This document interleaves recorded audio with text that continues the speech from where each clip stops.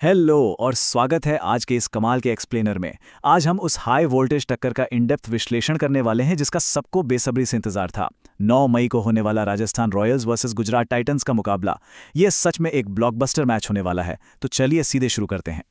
अब आप सोच रहे होंगे कि इस मैच में आखिर इतना खास क्या है। देखिए, सारी बात आकर रुकती है प्लेऑफ सिक्योरिटी पर। जो भी टीम इस टाई को तोड़कर ये मैच जीतेगी, उसके टॉप 2 में आने के चांसेस सीधे बढ़ जाएंगे। स्टेक्स लिटरली आसमान छू रहे हैं। पॉइंट्स टेबल पर दोनों टीम्स की हालत देखिए, बिल्कुल नेक टू नेक। दोनों ने 10 मैचेस खेले हैं, 6 जीते हैं, 4 हारे हैं और दोनों के पास एग्जैक्टली 12 पॉइंट्स हैं। राजस्थान रॉयल्स सिर्फ अपने slightly better net run rate की वजह से जीटी से बाल बाल आगे यानी चौथे नंबर पर है। It's a perfectly balanced matchup. आज के इस डेटा बैक्ड ब्रेकडाउन में हम इन 5 चीजों पर फोकस करेंगे।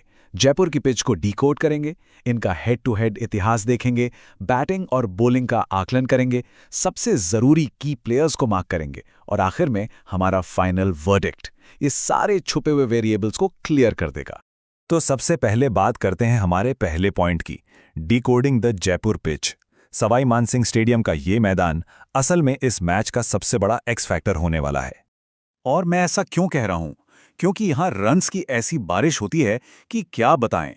हाल ही में इस मैदान पर 228 और 225 जैसे विशाल स्कोर्स बड़ी आसानी से चेज हुए हैं।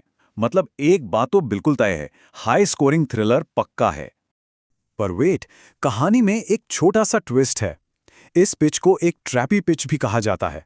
असल में होता यह है कि बॉल बाउंस होने के बाद अपनी पेस से करीब 2-3 किलोमीटर प्रति घंटा स्लो हो जाती है।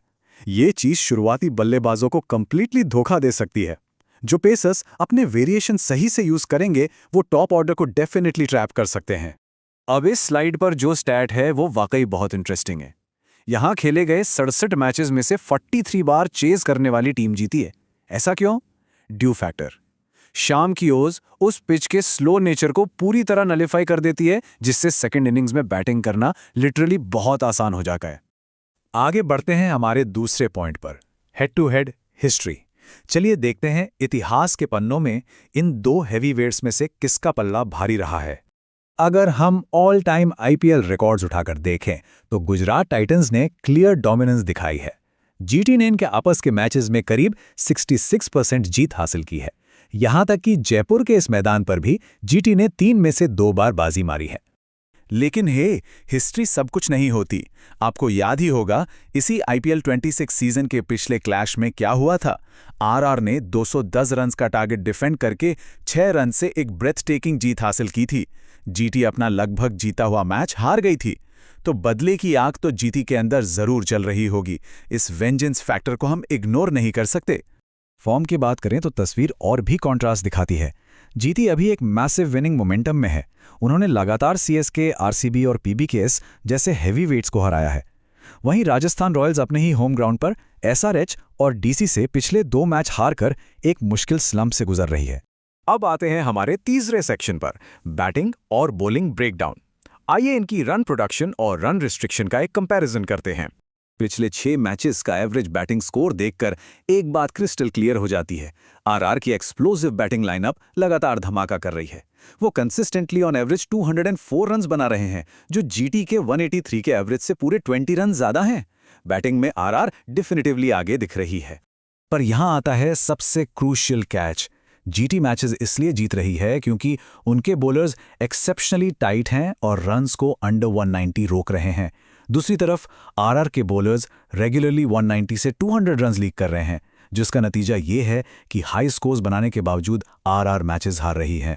चलिए अब नजर डालते हैं चौथे पॉइंट पर, की प्लेयर्स टू वॉच। ये वो स्टैंड आउट इंडिविजुअल मैचअप्स हैं जिन पर हर फैंटेसी क्रिकेट फैन और डेटा एनालिस्ट की नजर होनी चाहिए। यहां रोस्टर्स को ब्रेक डाउन करते हैं। आरआर का ओपनिंग पेयर बेहद आक्रामक और अग्रेसिव है। वहीं जीटी का टॉप ऑर्डर थोड़ा ज्यादा क्लासिकल और टेक्निकल है।